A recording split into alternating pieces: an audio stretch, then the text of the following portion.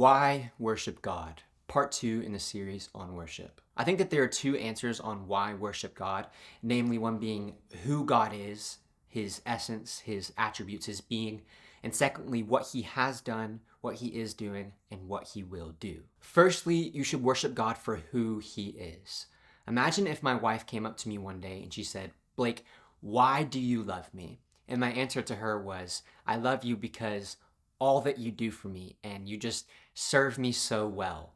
Now, on the surface, that might seem like a good answer, but there is a much better answer. See, I love my wife for who she is, not for what she does.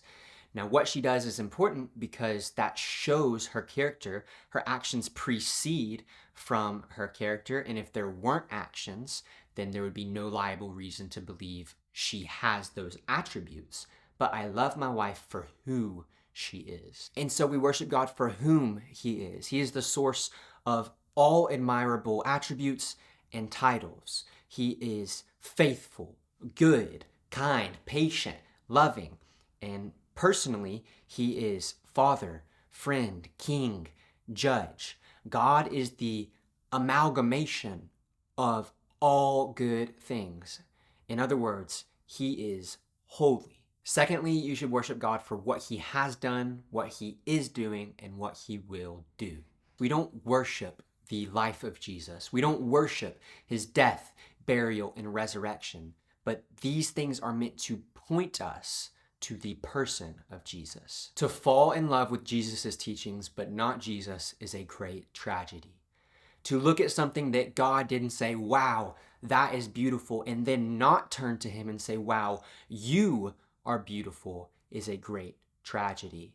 How many atheists do you know love the teachings of Jesus but don't love Jesus?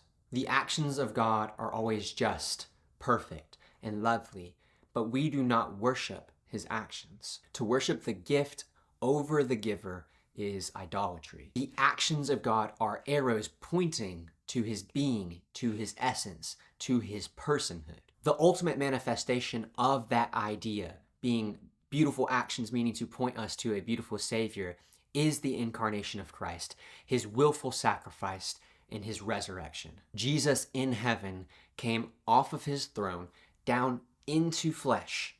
He laid his life down willingly for his sheep. He died and rose again 3 days later, defeating Satan. This beautiful reality shouldn't cause you just to be amazed by the design of the gospel, but it should cause you to be amazed by the man himself who did it. So why worship God? For who he is and what he has done, what he is doing, and what he will do. So how do I worship God? Part 3 is posted now.